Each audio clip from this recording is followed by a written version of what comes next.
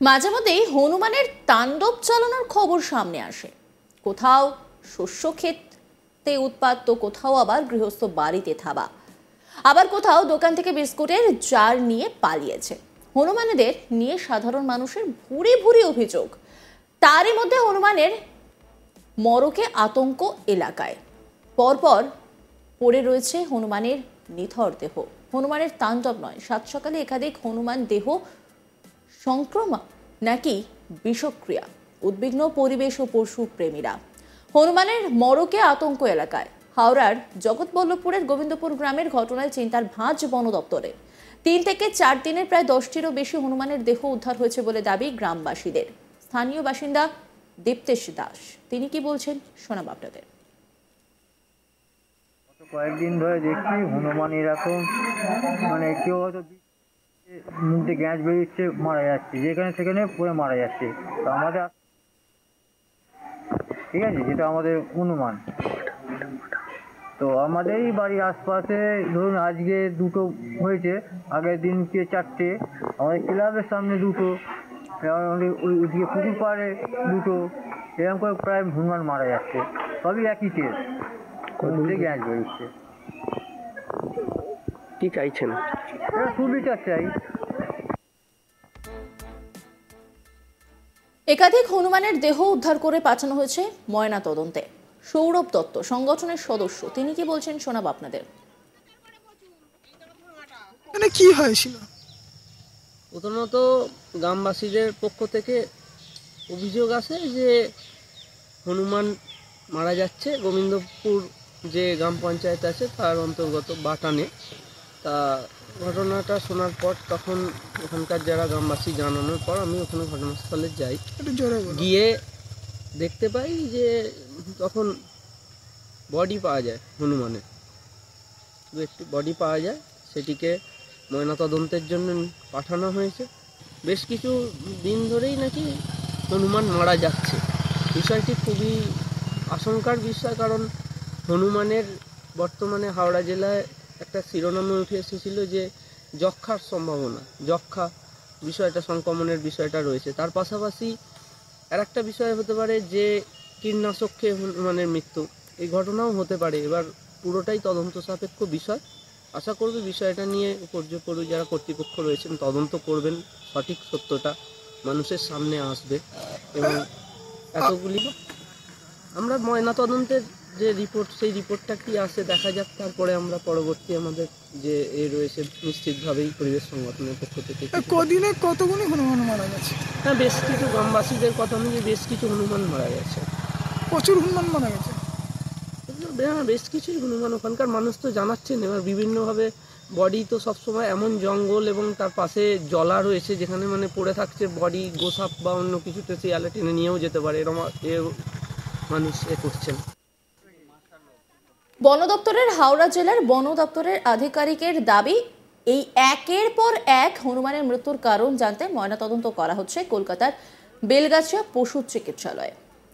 কোনো বিশেষ রোগে মৃত্যু নাকি কীটনাশকে মৃত্যু হচ্ছে এই হনুমানদের? ইতিমধ্যেই দেহ উদ্ধার করে ময়নাতদন্তে পাঠানো হয়েছে। পাশাপাশি জগৎবল্লভপুর থানায় একটি অভিযোগ দায়ের করা হয়েছে এই হনুমান মৃত্যুর তদন্তের জন্য।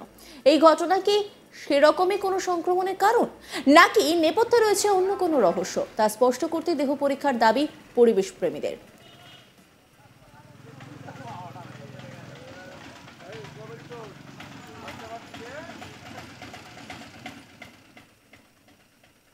এই নিয়ে একটি রিপোর্ট তুলে ধরেছেন আমার কলিগ, দেখাবো আপনাদের। হাওড়া জগৎবল্লভপুরের গোবিন্দপুরে হনুমানের মৃত্যুকে নিয়ে আতঙ্ক সৃষ্টি হয়েছে। গত 3-4 দিনে এখানে প্রায় 10টিরও বেশি হনুমান মারা গেছে। কি কারণে মারা যাচ্ছে সেটাই সবথেকে বড় প্রশ্নের। এলাকার মানুষজন মনে করছে হয়তো কোনো মরক লেগেছে হনুমানের মধ্যে এবং সেই কারণে এই মৃত্যু, বা কোনো জায়গায় কীটনাশক দেওয়া হয়েছিল গাছগাছড়ায়, সেই কীটনাশক খেয়ে হনুমান মৃত্যুবরণ করছে। কারণ হনুমানগুলোকে দেখা যাচ্ছে যে মরে যাওয়ার পর তার মুখ থেকে গ্যাজলা বেরোচ্ছে এবং সে এখানে ওখানে সেখানে রাস্তাঘাটে যে কোনো জায়গায় বাড়ির পাশে পড়ে রয়েছে, ক্লাবের পাশে পড়ে রয়েছে, জলার পাশে পড়ে রয়েছে, এরমভাবে বহু হনুমান মরে পড়ে রয়েছে। এই নিয়ে বন দপ্তরকে তারা খবর করে এবং বন দপ্তরের লোকজন এই হনুমানগুলো যেগুলোর দেহ পাওয়া যাচ্ছে তাদেরকে নিয়ে বেলগাছিয়া পশু চিকিৎসালয়ে ময়না তদন্তের জন্য পাঠানো হচ্ছে। প্রাথমিকভাবে বলা হচ্ছে যে আগে ময়না তদন্তের রিপোর্ট কি আসে সেটাই হচ্ছে দেখার, এবং সেই ময়না তদন্তের রিপোর্টের উপর বেস করে পরবর্তী সময় তদন্ত কোন দিকে যাবে সেটাই হচ্ছে দেখবে বন আধিকারিকরা। এবং বন দপ্তরে থেকে বলা হচ্ছে যে এইভাবে মৃত্যু এটা কিন্তু অস্বাভাবিক ব্যাপার। একটা সময় হাওড়ায় এই হনুমানদের যক্ষা রোগ দেখা গেছিল এবং এই যক্ষা রোগের জন্য বহু হনুমানের মৃত্যু হয়েছিল সেই সময়। এখনও কি সেই যক্ষা রোগ আবার করে উঠে আসছে কিনা সেটা হচ্ছে দেখার, কারণ যতক্ষণ না ময়না তদন্তের রিপোর্ট আসছে ততক্ষণ বলা যাচ্ছে না যে হনুমান কেন মারা যাচ্ছে।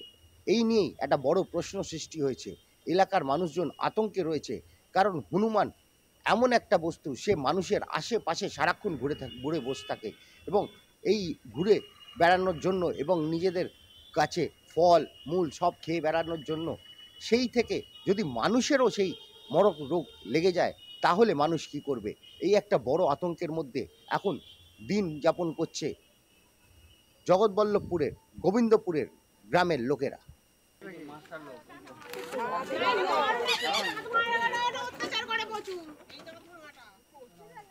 হনুমানের মড়কে আতঙ্ক ছড়িয়েছে এলাকায়। হাওড়ার জগৎবল্লভপুরের গোবিন্দপুর গ্রামের ঘটনায় রীতিমতো চিন্তার ভাঁজ বন দপ্তরে। 3 থেকে 4 দিন প্রায় 10টিরও বেশি হনুমানের দেহ উদ্ধার হয়েছে বলে দাবি গ্রামবাসীদের। স্থানীয় বাসিন্দা দেবতেজ দাস তিনি কি বলছেন শোনাবো আপনাদের। গত কয়েকদিন ধরে দেখছি হনুমান এরকম মানে কেউ হয়তো মুখে গ্যাস বেরিয়েছে মারা যাচ্ছে, যেখানে সেখানে পড়ে মারা যাচ্ছে।